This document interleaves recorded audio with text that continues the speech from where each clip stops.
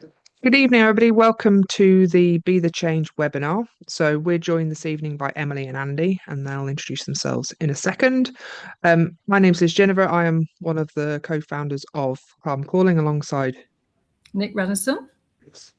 And so we're sort of halfway through the Be the Change project. And so this is what part of the webinar series, just introducing what's happening on those farms. So this evening, we're really going to be talking about the potential of habitat mapping.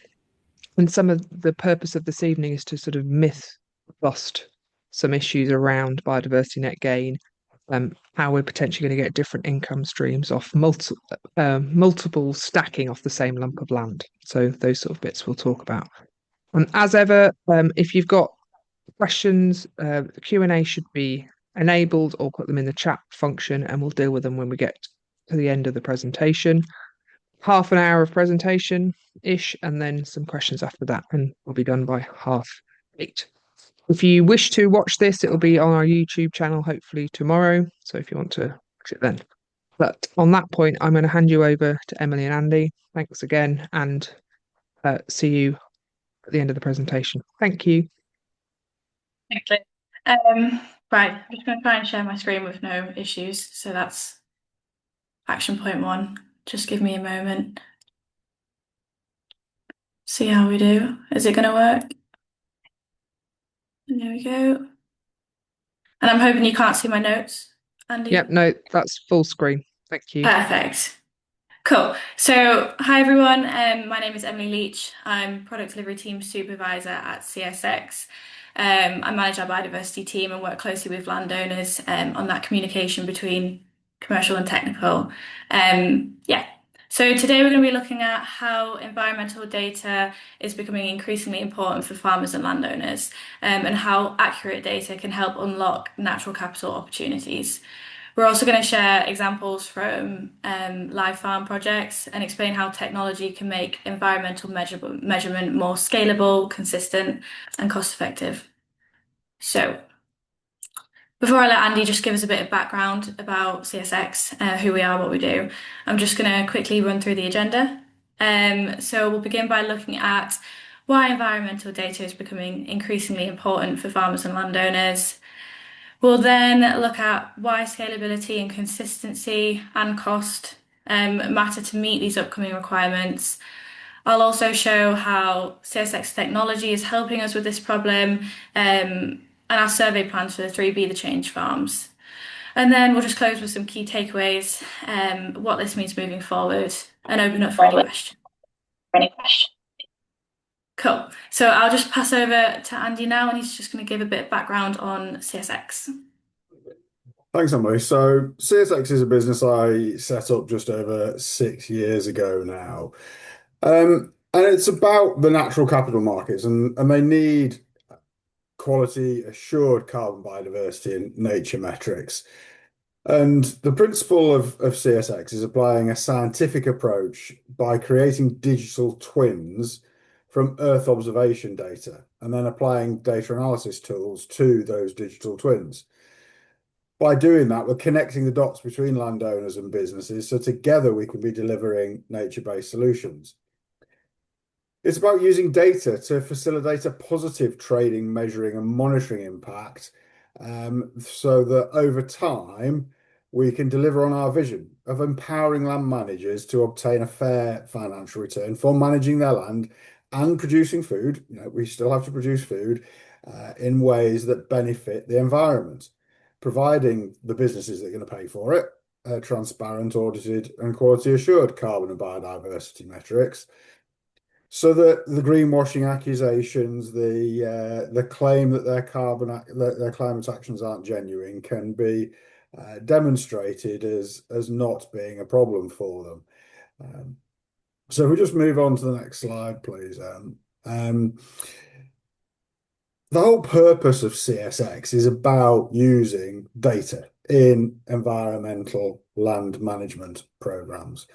We, as CSX, were involved in the early days of the ELM schemes. We were in ELM's test and trial. We went through very many painful processes of trying to help DEFRA develop the elm tests and trials, and then the BNG pilots. We were part of the BNG pilot program, and to be blunt, we gave up on it. And the basis of CSX is that farm businesses are going to need environmental data for their supply chain monitoring.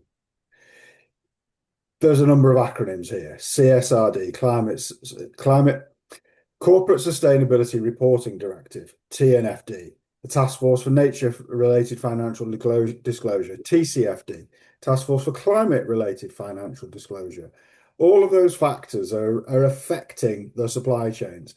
So whether you're Tesco's at the top end, Tesco's, Sainsbury's, the processing and food manufacturing businesses between the farm gate and those supermarkets, they're going to be impacted by the requirements of these reporting expectations within their supply chains as we move towards the end of this decade. And in order to deliver on that, they're going to have new reporting frameworks that are going to demand increasingly credible reporting. Just a couple of months ago, we had the UK Sustainability Reporting Standards. Yet another acronym is what it's currently referred to, is generally referred to, UK SRS. That is what the large corporates will be required to report upon in the UK in order to be delivering on their TNFD, TCFD obligations. And I think it's important to point out that this is about the jurisdiction of the business that is doing the reporting.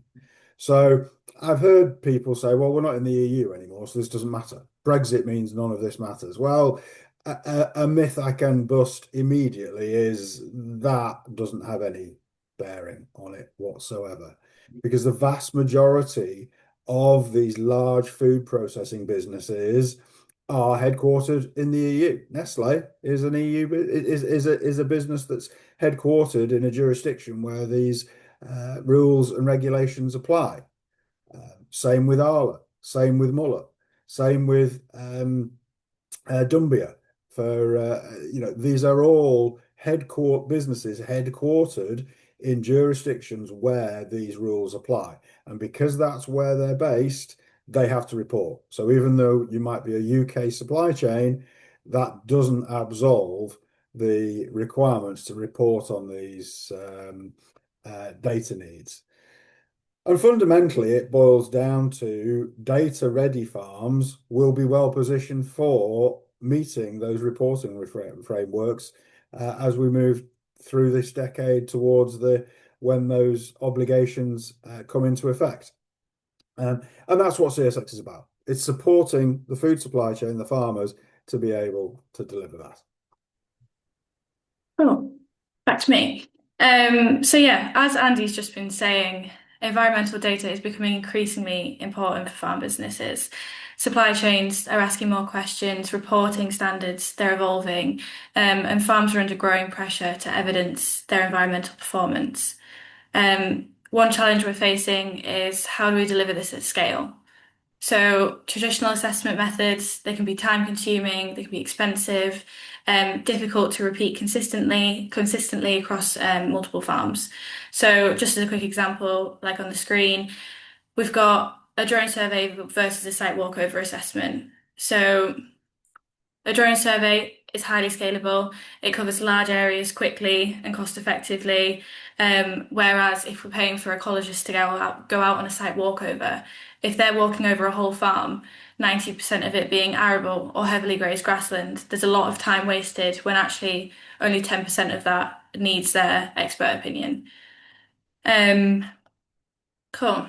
So yeah, really, if we want environmental markets and reporting systems to work in practice, data collection needs to become more scalable, cost effective, and that's where technology comes in. And that's what CSX can help with. So here we have an example of our digital twin. So this uses high resolution drone imagery done by a drone survey, which creates an accurate digital model of a whole farm. this one was done at 0.75 ground sampling distance. So that basically means each pixel is 0.75 of a centimeter. So super detailed, accurate data. You can tell on the picture, so it's overlaid over satellite imagery, just how massive the difference is between satellite and drone. Um, so yeah, this provides us a measurable baseline of current habitat type and condition and serves as an audit trail over time for previous habitats change over time, and gives landowners consistent, transparent environmental data that we can produce our carbon and biodiversity reports off of, and therefore provide natural capital opportunity.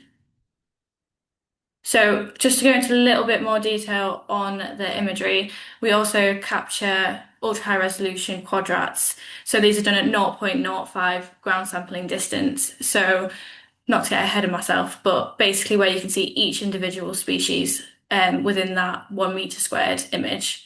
Again, this helps support biodiversity assessments, so habitat identification, yeah, just in far more greater detail. And here we are. So this is an example of our drone imagery, quadrat imagery. It is a video, but is it going to play? We will find out. It normally takes a second. There we go. So yeah, you can clearly see each individual species and the accuracy. I think because we are on a PowerPoint, it does look a little worse than it does normally. I'm not going to pretend I'm an ecologist and can name every species. But yeah, you can clearly see that we've got different types of grasses, docks, things like that. And yeah, this is particularly important for our biodiversity net gain projects as we can provide this data to the regulatory bodies, so to the local planning authority, to the responsible body, proving the current condition of the land. If I can get that to stop. There we go. From the drone imagery, we can also produce modelling tools. So this is a topographical wetness index. This helps us identify where water flows and naturally accumulates. We use this to support decisions for peatland restoration, woodland planting, biodiversity enhancements, and in this case particular, we use it to determine the locations for features like ponds and wet woodland areas. So it's on the east side where that deep blue is on the side. That's where we put those ponds. Yeah, because you can clearly see that that's where the water accumulates. Cool. And then this is just an example of our baseline mapping. So this is what's produced by our ecology team after the analysis of the drone imagery. It clearly shows the extent of the current habitats and their condition.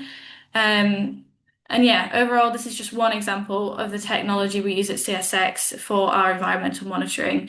We also have a range of sensors, so we do bird bioacoustic, we do gas analysis, and this all helps us further evidence habitat condition and the change over time. Not only in grasslands or arable, in woodlands, peatlands, and in the soil. Cool. Might have gone a bit quick there, but I'm going to pass back over to Andy now, and he's going to go through some of the common misconceptions and where the value actually lies with the natural capital. Yeah, so the myths and the realities. I used a load of acronyms at a few minutes ago, and as Liz said earlier, what can generate revenue and how. And there's a lot of myths and there's a lot of misplaced understanding around that at the moment. So let's delve into some of these mix of words that we've got on the screen there. So carbon accounting, fundamentally, that's what farm businesses are going to need. So when I referred to earlier the need for supply chain monitoring, that is fundamentally what the supply chain is looking for. It's carbon accounting, and nature accounting is going to come down the line. And when I say down the line, we're not talking, 5 or 10 years away. It's 2028 is currently the time frame when those regulations are coming in. So they're going to need carbon accounting, they're going to need nature accounting. Now, I'm not sure if we've got any members of of the various farm carbon accounting systems on the call.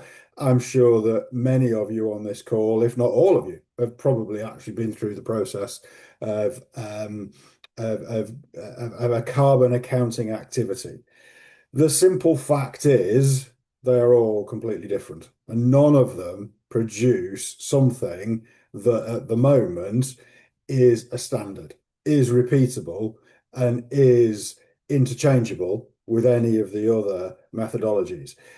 To give you an example of how I know that, we actually, on one of our facilities, one of our farms that we've developed our solution on, put two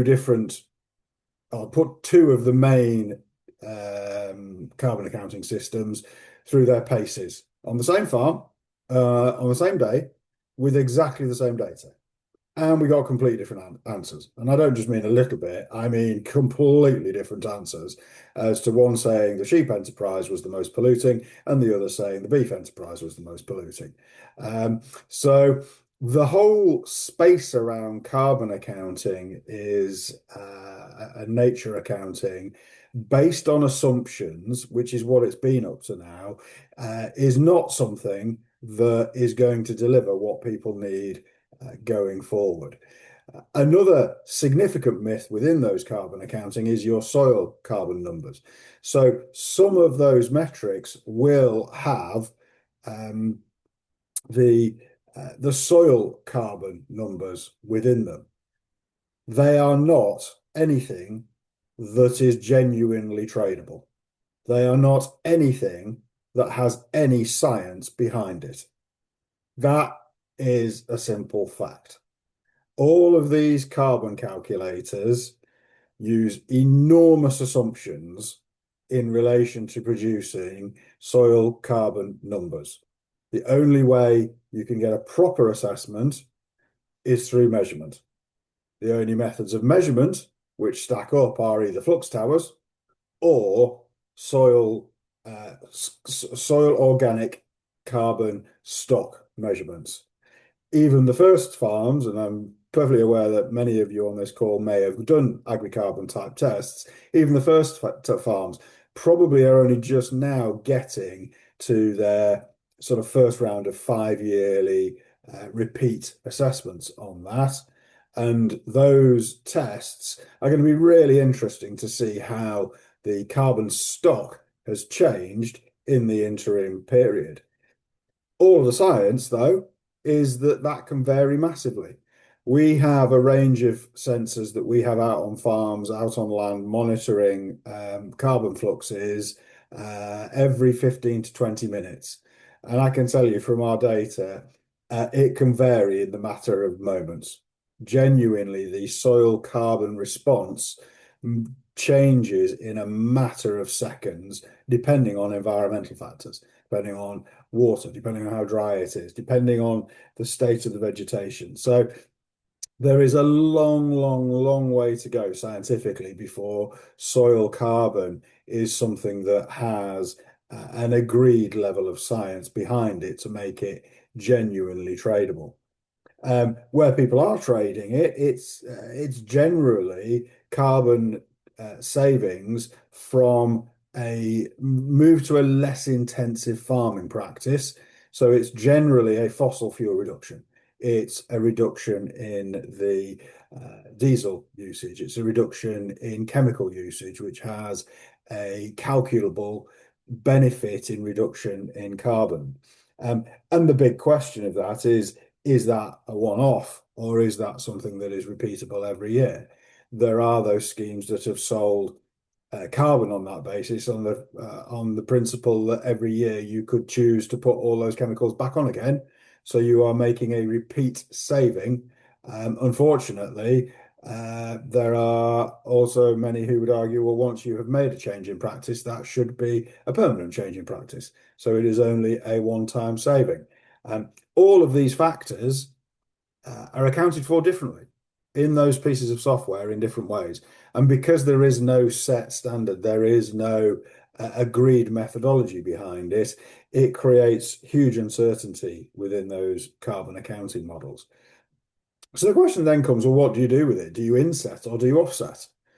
Where people are looking to trade carbon, trade nature, it's basically offsetting. You're going to sell that carbon or that nature benefit to British Airways, to BP, to somebody who wants to buy it from you.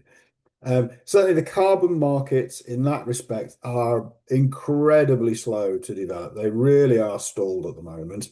They're not growing at anywhere near the rate that they were expected to grow at. A couple of principal reasons. Firstly, everything I've just gone on about for the last couple of minutes, the simple fact that the credibility of it is very questionable. And the other factor is the price that UK nature-based carbon wants is too expensive. British Airways can still go and buy stoves in Africa carbon at a couple of dollars a ton. Whereas, UK farmers, UK landowners want 20, 30, 40, 50, 60, 70 pounds a ton for that carbon. So they don't buy. They go and buy stoves in Africa or the like. So that brings us to insetting, and insetting is where the supply chain monitoring comes in. So we talked earlier about TCFD, TNFD, CSRD, UKSRS. In reality, the likely opportunity is not with offsetting, is not with trading, it's with insetting, because it's going to be needed to be reported on. So there's going to be a need to provide this data for reporting purposes. And is that therefore going to become an expectation in order to sell that product, to sell that head of cattle, to sell that lorry load of wheat, to sell that tanker of milk? You're going to need to provide a carbon and nature balance and hand that over within your product, within your agricultural product, or will you be able to get a better price for that?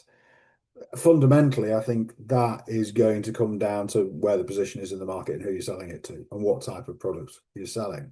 One of the really interesting things that we've had with talking with the supermarkets is that the retailers do not see an opportunity to add anything to pricing for carbon value in most base foodstuffs, whether you're talking bread, flour, mincemeat, milk. They just don't see an opportunity. What they do see is an opportunity for nature. There is evidence that the general public are making their purchasing choices in a supermarket expect carbon to be something that sits within the supply chain and sits there now as a prerequisite for farming is delivering that food to them in a carbon neutral or carbon beneficial way. There is evidence that they will pay for nature friendly product. They will pay for the birds and the bees being looked after as part of that food supply chain. So where the value sits for nature carbon friendly farming within an agricultural product, within that farm business, is the big question. And we as a business are involved in a variety of programs at the moment, trying to get answers to that question, trying to engage with the food manufacturers, the retailers, the various elements within the supply chain to get a dialogue going. And I think it's fair to say through all of those engagements, everybody, and I mean everybody across the supply chain, agrees that it's fundamentally the big question. Everybody also looks to everybody else in that supply chain and in that room having that dialogue to try and lead on where the answer's coming from. So the simple situation at the moment is that I suspect offsetting is not going to be a particular opportunity, particularly in the carbon space. Farmers need to look after their carbon because it's going to be needed for insetting and it's going to be needed within the supply chain. I'm then going to contradict myself completely and talk about BNG, because BNG is tradable and it is happening and it is here and now. So BNG, let's bust one of the myths about BNG. BNG is not farming or nature. yes, BNG is substantially about environmental land management. It does not preclude farming on that land. It is about lower impact land management. So you can still farm land that is in a BNG project. And BNG projects are real, they're here and now. BNG units are trading and money is being sold. That is an offsetting scenario. So I'm contradicting myself by saying there is an offsetting scenario in nature trading with BNG, and it's live and it's happening now. There's recently been some changes around how that's going to apply. So there has been challenges with BNG units and where you can sell them, because you need to sell them to a developer. You need to sell them to somebody who's building houses, factories, Amazon warehouses, etc. And certainly in some of the more rural communities and rural regions, there's not a lot of development going on, so there might be significant supply with not a lot of demand. The government announced a consultation response on that 2 weeks ago now, where they recognise that's a problem. So they're changing an element of it, which is called the multiplier, and changing the definition of what's local. So local was that it had to be within what's called a local planning authority area or a national character area. They're now changing it to what's called the local nature recovery strategies. So, for example, if you're talking about Cumbria and Northumberland and all the Tyneside-based local planning authorities, you had multiple different local planning authorities that from literally the Tyne all the way across to Morecambe Bay would have a plethora of different areas as to where BNG units had to be available in order to not have penalties applied to the purchase of units. That's been changed to 2. So as of probably July, there'll be a very significant change where BNG units from rural communities, from land management, will become significantly more tradable into urban areas, which will hopefully unlock an awful lot of opportunities for trading those BNG units. So whether you're any more clear or whether you're even more confused now, I'm not sure. I'm sure we'll find out in the Q&A in a few moments. And I'll pass back to to finish off. Oh. So yeah, the big reason why we're here. So we're currently working with Carbon Calling through the Be the Change programme. We're supporting 3 farms as they explore how natural capital opportunities can fit within their farm business. The focus being on practical opportunities that can sit alongside productive farming systems. So yeah, oh, I've gone too far. There we go.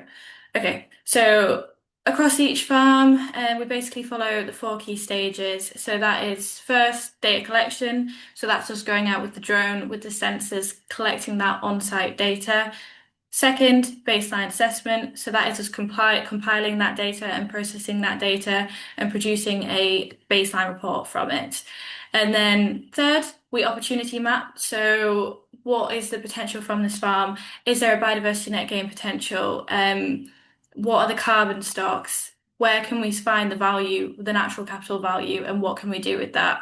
And then we move on to monitoring. So say one of our landowners has decided to continue with the biodiversity net gain project, we'd come back every year within that project and monitor. So repeat the drone survey, create a monitoring report to show that progress over time.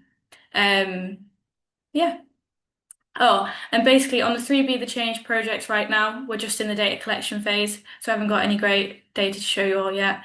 But just working with the farms to organise data to go out for collection. But I'll just tell you a bit about them all and what our plans are. Cool. So first off, we've got Gill Bank, where I've been working with the lovely Kate Blue, the landowner. For this site, we'll be delivering a whole site farm biodiversity assessment alongside above ground biomass assessment to understand the current carbon values within the existing woodlands. You can't really see, but on all of the the dark blue hash line, that is where there is current woodland. So that's where we're going to be doing that assessment. We're also be carrying out a peatland condition assessment to identify any peatland restoration opportunities.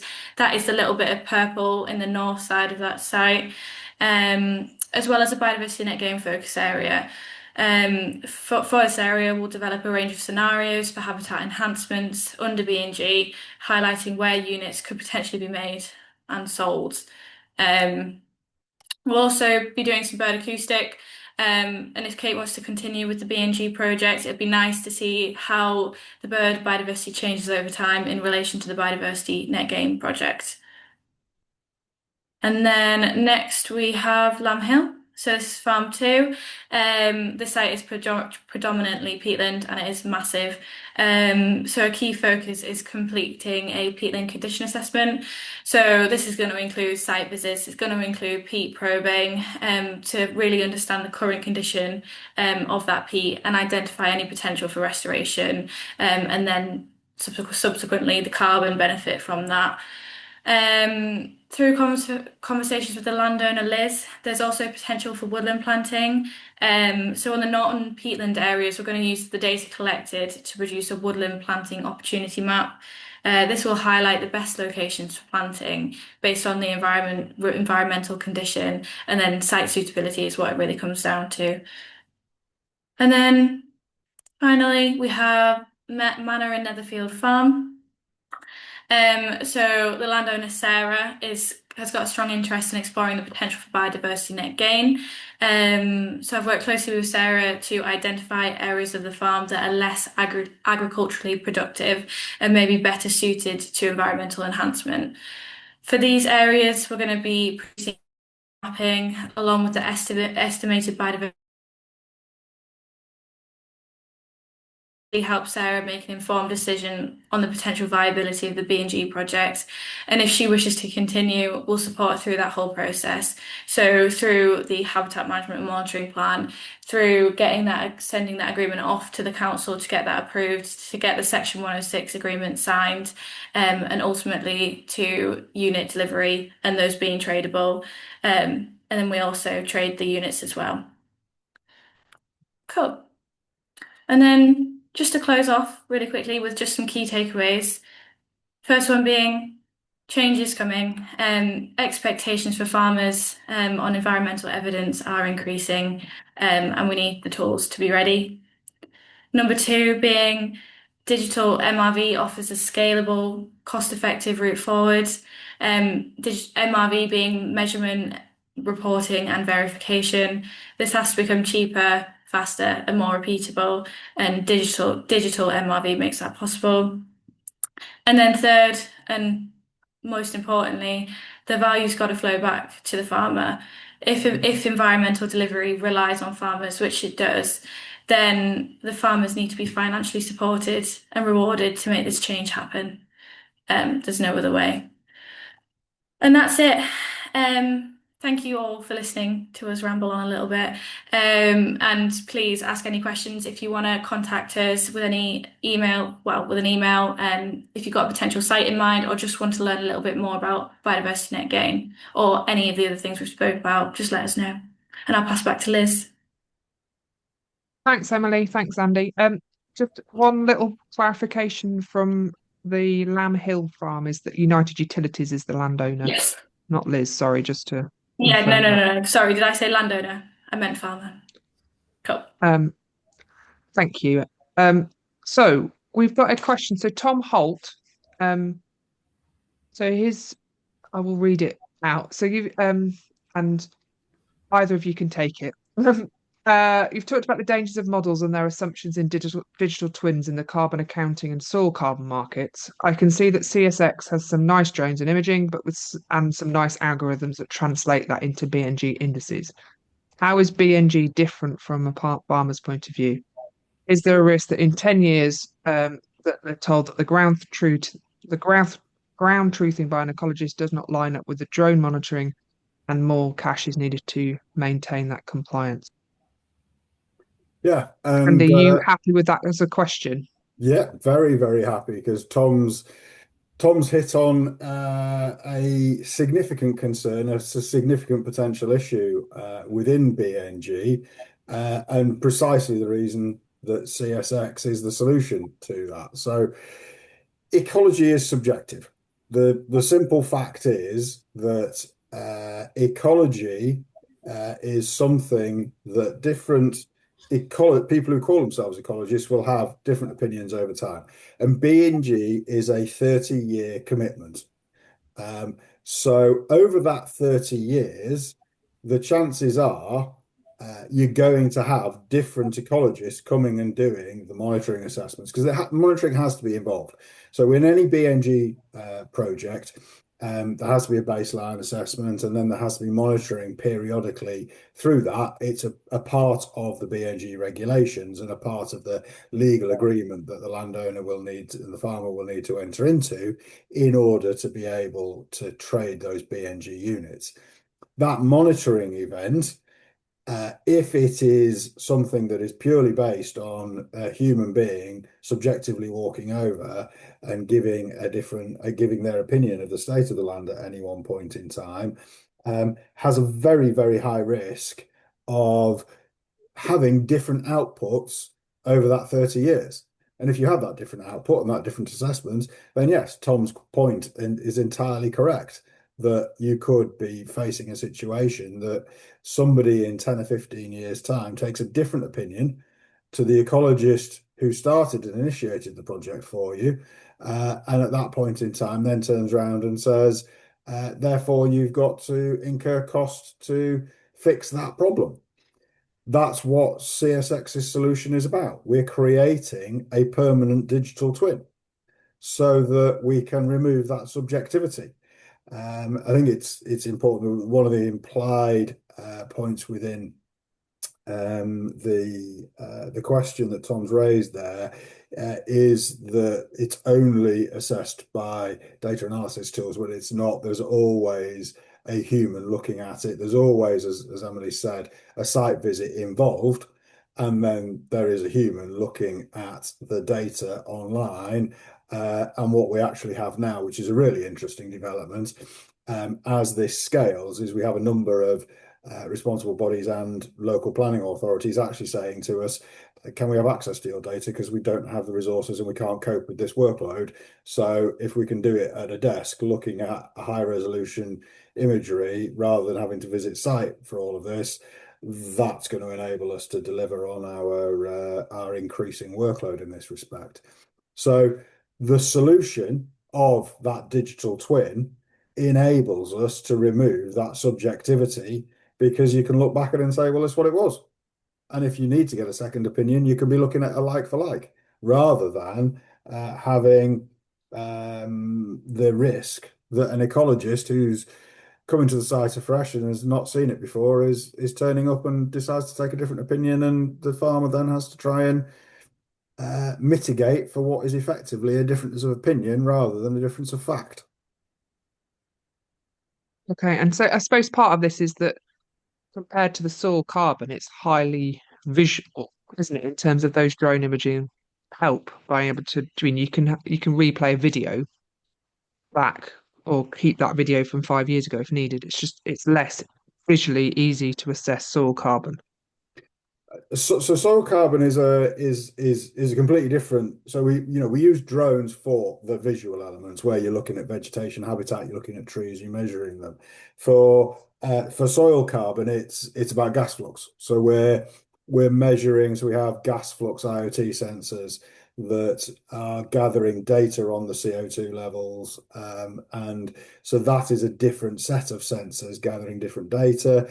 In peatlands, it's water table. That is also one of the elements that we're measuring. So we have a different IoT sensor gathering water table data. So it's multiple data sets depending on what it is that is the metric that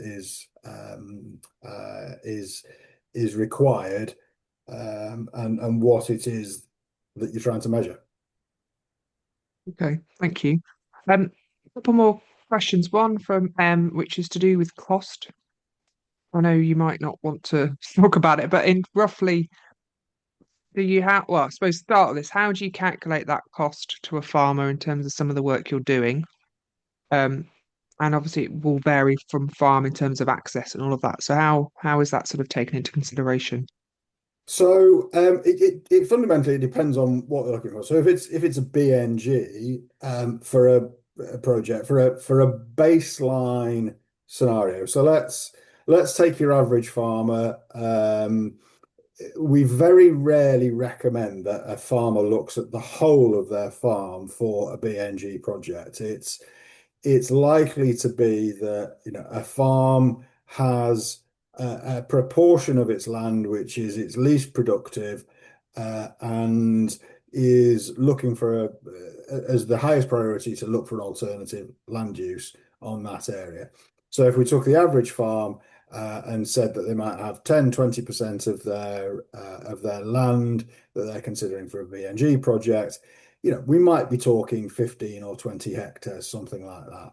For us to come out and do a baseline assessment and produce a baseline report and an opportunity mapping to say, right, this is what BNG could deliver for you.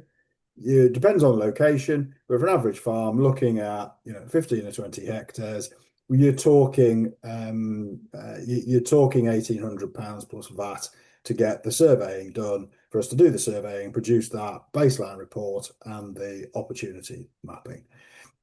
From there on, they've then got to make a decision as to whether or not they do want to go into that process when, yes, further costs will be incurred. We've got to produce for BNG, for example, what's called that habitat management and monitoring plan. You've got to enter into a legal agreement. So that will run into a few tens of thousands of pounds by the time we've sort of signed we've found a responsible body or a local planning authority, because they'll have costs, there'll be lawyers' costs and things like that. So making an assessment and looking at whether or not you want to do it is roughly £1,800 on average for BNG. Committing to a project and going through it to the point where you can then trade those units is going to be somewhere probably between £10,000 and £20,000 by all the upfront costs, lawyers, legal agreements, and etc. are considered. Larger projects, it could be more. From the carbon point of view, No, sorry, keep going. From the carbon point of view, it depends what you're looking at. If you're looking at woodlands or peatlands, it depends where you're at in that process. If you're talking about woodlands, again, a couple of 100 hectares of woodland would be, for baseline purposes and initial assessment, around about £1,800 plus VAT. If you're talking about peatlands, it depends how big that is. Many peatlands are very, very large, so it might be more expensive. You might be talking a few £1,000s in order to get an understanding of what the carbon position is. The trading of a carbon benefit does not though require all of those legal agreements. Until you've got a trade available, then costs will be incurred for entering into the legal formulation of a trade. So carbon has less upfront costs than BNG would. So I think Andy, that can I just, sorry, can I just ask a question, Liz, about,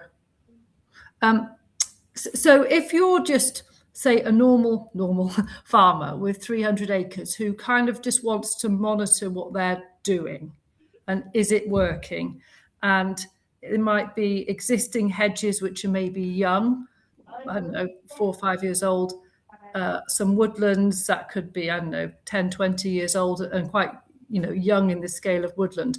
Could you just measure year on and be quietly kind of insetting carbon?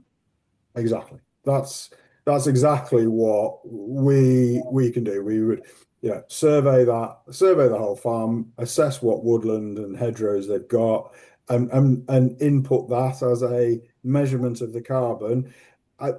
If it's just woodland and hedgerows, I wouldn't say do it every year, because they don't grow enough in every year to make it something that is meaningful, we'd probably say every 5 years for woodland and hedgerows, so that you can then see how much they've grown and how much carbon increment there is in those in between the monitoring events, and depends on the size of what we're looking at. But yeah, if you're a few hundred hectares and you've got you've got you know 10 or 20% of that as woodland, perhaps, every 5 years, what you're probably looking at is around about £2,500 to produce a carbon assessment report of the above ground biomass in the woodlands and the trees. Okay, one last question. Do you envisage the likes of Arla, Dunbier paying for these assessments to happen on the farms that are supplying them? So this is a this is a question I've had with these organisations a number of times over recent meetings, and some of them, and I won't say which ones, but some of them are paying for it at the moment because the farmers won't pay for it, and they know that they need to get the data. So some of them are paying for that in order to prove the point, prove the concept, and get the whole system operating. The question of can they continue to pay for that, or will they continue to pay for that, is one that they don't want to, because it's an additional cost to them. But they know the farmers can't and won't, and they know that the supermarkets are going to demand this data from them, and they know that Dunbier, for example, like as an Irish business, is going to have to report on this in years to come. Arla is going to have to report on it because regulatory requirements forcing them to. So whether who is going to pay for this work to be done on what basis is, as I alluded to earlier, the massive question that as you sit in the room with them and ask that question repeatedly. I've recently been sat every 2 weeks in the room, either online or in person, with a working group, and I have asked that question in every single meeting, and every single time everybody's gone, yeah. Anybody got any answers? Okay. The question from Jay Bruce.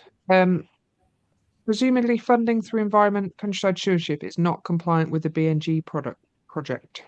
Correct, yeah. So any public funding automatically precludes BNG qualification. You can't, for the same thing. It's important to clarify. So any public funding for the same outcome on the same land means you can't have BNG. But let's take that example of a farmer who has taken stewardship to put new hedgerows in 3 years ago. You can have a BNG project on the fields, and what we do is we just put the hedgerows in as a retained feature for BNG purposes, for which you get no BNG units. So the field can have the BNG project if you're converting that from arable to a grassland or something else, but the hedgerow wouldn't be compliant with BNG.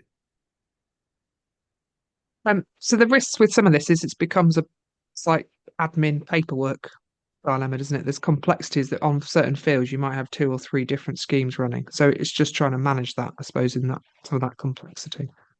And then second part of the question is it the case that the more commercial, knackered ground, the more attractive from a BNG perspective? So in intensive arable without any form of greening is much more attractive than permanent pasture, for example. As a very broad rule of thumb, yes.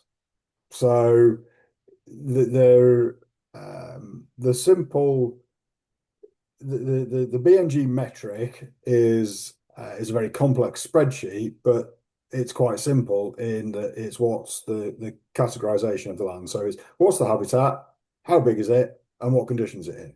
So the worse condition it's in, the bigger uplift you can get. You can potentially get There are a variety of caveats that might change that. There's such things as sort of linkage, and you can get more points if you are creating particularly focused priority habitats within a local nature recovery strategy, or creating linkage between different habitats that could be improved. And there are certain types of habitat that are in very short supply, which because you have what's called distinctiveness within the habitat. So, if you took arable and tried to turn it into a good condition meadow, BNG would probably say, well, actually, you can't do that. That's not going to work. So we're not going to let you have it. So you try and turn that into a grassland or something like that. Well, lots of people are creating grassland units. So sometimes it's actually beneficial to look at the type of unit that is being created, because some of the higher distinctiveness or more challenging to create units are the ones that are in short supply that developers have to buy. And a classic example of that at the moment is lowland mixed deciduous woodland. So BNG is a nightmare for improving woodlands. It doesn't return an awful lot. So there's not many woodland projects have gone into BNG, and the Forestry Commission have paid an awful lot of money for all sorts of things for woodland. So not many BNG projects are on a woodland basis. Not many developers chop trees down and woodlands down to create housing or build Amazon warehouses, because chopping woodlands down is very problematic. But they might they might trim a bit of a woodland or chop a few trees down or a small area of woodland down. And as a result, woodland, and particularly lowland mixed deciduous woodland, is a unit type that when it's needed, you have to have it. You can't have an alternative. You have to have that type of that type of BNG unit, because of what's called its distinctiveness, and it's in really short supply. There are circumstances where specialist habitats can be very attractive for BNG purposes, and certainly the uplift will be more significant, but whether that produces a unit that's particularly tradable and attractive is also an important consideration. So, for example, it could be a semi-improved permanent pasture that's being transitioned to a calcarean, I never say that word, meadow. So that's more possible to do. So the thing is, I suppose it's the bit that you're suggesting is that it's looking at it's the unit, isn't it? How rare they are, how likely that is going to come from that land, and also has it already got some schemes on it? Yeah, if it's got schemes on it, you've got to come out of those before you can go into the BNG. Rare is one way of putting it. The BNG refers to it as distinctiveness, and the important thing within BNG is what is the distinctiveness of it, and then it's relating that to is a developer likely to build on it? A developer is very unlikely to be building on a meadow, but meadow units being high distinctiveness can be traded for all sorts of other types of unit, or all sorts of other types of habitat that are being removed. But one of the other types of habitat, which is a real problem, is watercourse units, linear watercourse units. So not many BNG projects have come forward with watercourse units because they're more complicated, because there's more cost involved in doing them, because you have to do river condition assessments. So not many projects have come forward with them and as a result, there is a real shortage of watercourse units, and that is a major problem. Not because there's huge amounts of development going on rivers and streams and watercourses, but if they divert, culvert, put a road over a stream, a river, a ditch, then there is a negative impact on site. They won't try and mitigate that on site. They'll do it off site, and the watercourse units just aren't available. Thank you, and sorry, but I basically brought it back to pandas and rareness. I do apologise. In terms of the last point of this, which is of this question, sorry, was I think you answered it partly with Nick's, which is how regularly are you anticipating updating your digital twin? And other feedback is that rural tree doesn't feel inspiring. Do you mean on your maps you refer to things as rural tree? That's the feedback. But yeah, in terms of how regularly do you wish to update that digital twin?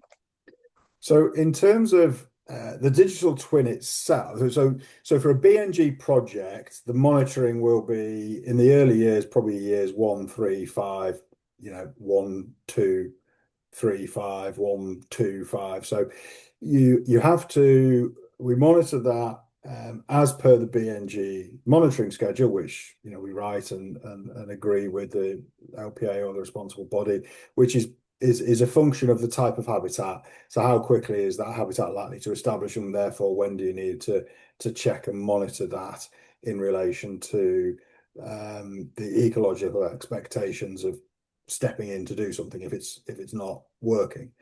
And then it's after year 5, it's generally every 5 years after that, 10, 15, 20, 25, 30.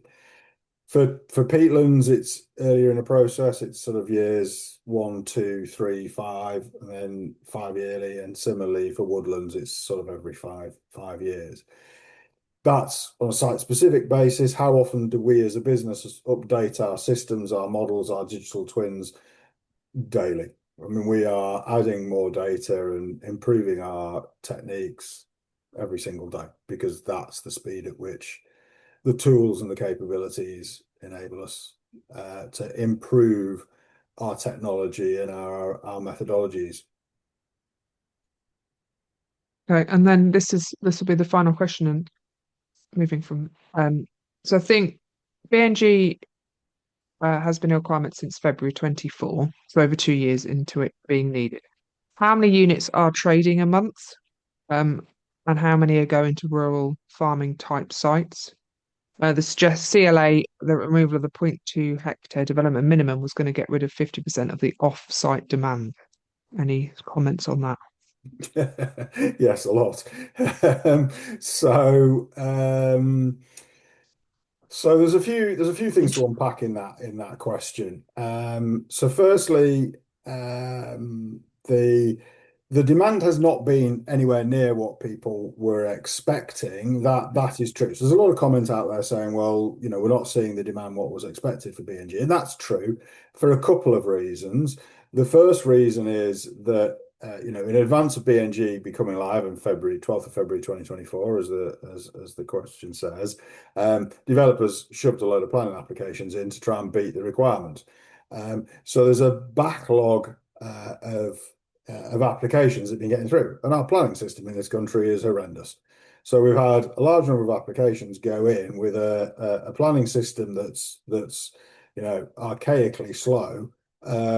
And that backlog of non-requiring BNG units is now clearing through. So demand is rapidly now increasing as applications start to come through the system where BNG does apply. How many units are trading a month? We did do an analysis about 6 or 8 weeks ago, and it was a few hundred a month, and it was rapidly rising. But one of the things that is massively skewing that, which alludes to the next element of the question, is the size of those projects. So those projects that are up to 0.2 of a hectare, they only require point something of a BNG unit. I mean, we've had inquiries for 0.05 of a BNG unit and things like that. So they might be a massive number of requirements, but as a volume of the BNG units being traded, they are in total very, very small. There's there's some transactions. I mean, I think the largest individual transaction I've come across so far has been 170 units in one transaction. So the BNG market is now beginning to grow, and in terms of both number of transactions and number of units in a transaction. What's going to massively scale that up is nationally significant infrastructure projects. So those have now been confirmed by government, will be something that BNG is applicable to from November this year, and they will be large scale projects requiring large numbers of units per project in some instances. We're engaging with a number of businesses that are putting sort of 5-year plans together. One business that is impacted by that. Currently, we're waiting for an answer on the tender, where it's £65 million a year BNG cost that they see BNG is going to cost them. So that's just one of these businesses that are impacted by the requirement for nationally significant infrastructure projects. £65 million a year BNG cost for them. So the nationally significant infrastructure will be all off-site. The large developers, rural purchasing, they want to do it off-site. They fundamentally, a house builder, Barrett, Persimmon, house builders, they just want to do it off-site. They want to build houses, sell them, and walk away. The last thing they want to be doing is having the responsibility for delivering BNG for 30 years. That point about the change to sub 0.2 of a hectare will get rid of 50% of demand. I can't dispute that it will get rid of 50% of cases to which BNG applies. But as I said a moment ago, they're all really, really, really small BNG requirements. So that it is not they will get rid of 50% of unit demand. They might get rid of 50% of trades, but the unit demand they will get rid of, I think it will be single figure percentage that we will see that having an impact on the net demand reduction. Thank you. Nick, any other questions from you? No, but I think I'm a bit clearer. So thank you both. Yeah, I think it's a mindful. I've just complicated. Yeah, I think I was slightly. I've moved on to it's really complicated, and I was slightly naive. I thought it was all going to be relatively straightforward. It's part of the process, I think. Yeah, but no, it's really, really useful. And I think it kind of, I like it because it puts it back in the control of the farmers rather than. Yeah, I mean, fundamentally, if you're talking about BNG, a house builder, any kind of developer wants to develop and move on, and they are not professional land managers, and they don't want liability and responsibility of delivering BNG. There was an expectation that house builders, developers would buy more land and deliver it on their own land that they've bought more of. And I had a classic conversation with a developer very early after BNG came live, and I was at an event and talking to him, and I said, "So, where are you at with BNG? What's your plans?" And he said, "Oh, we've got it all squared away." He said, "I've got a small development here. It's 10 to 12 houses. We bought extra land, and we'll do our BNG out the back. We've got our landscape plans in. It's going in with putting an orchard in out the back." And I said, "You are aware it's a 30-year commitment, and you've got to look after that orchard for 30 years." And he went, "Oh yeah, we'll deal with that within the covenants for the selling the house. It'll be within the covenants of the house purchase that the householders have to look after that."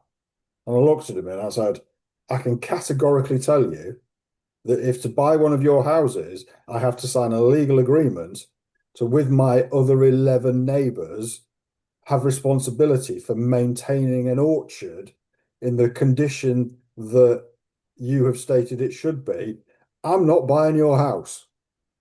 And he looked at me and went, oh shit, I've never thought of it like that. And those are the sort of things that once we've got into it, they've gone, yeah, we don't want to be signing up to long tail obligations, because housing developers, property developers, they just want to build and get and leave. So transferring that liability by paying a professional land manager, farmer, to deliver that responsibility for them, they're very, very happy. And one of the other misconceptions was, oh, they'll pay over time, it'll be annual payments. No, they just want to write a check and go away. They just want to pay the money over up front, hand a check over, and walk away. So the BNG units, when they are being sold, it's cash up front, and the biggest challenge we then have is actually discussing with the farmer and the landowner what your tax obligations are, and how do you want to manage the tax obligations of large capital payments or large income payments from selling BNG units in lumps. We're definitely not going to get into tax this evening. Thank you. Thank you, Emily. Thank you, Andy. Just to also point out that Emily introduced what's happening at each farm, but at the farm events so for Sarah's farm, the one in Rutland is on the 18th of June, Alan in Cumbria is on the 24th of June, and Liz in Lancashire is on the 9th of July. So CSX will be at those events and talking through what they found through their various sort of data collection piece. So that's the stage one on that slide that Emily used. So that's exciting. Tickets will be available for those events shortly, so we'll send that out in the next couple of weeks. Thanks again, Emily, Andy. Any last points, Nick? Nope. Thank you. Just thank you very much. And as mentioned, this will be on YouTube shortly. Thanks a lot, everybody. Bye for now. Thanks. Bye-bye.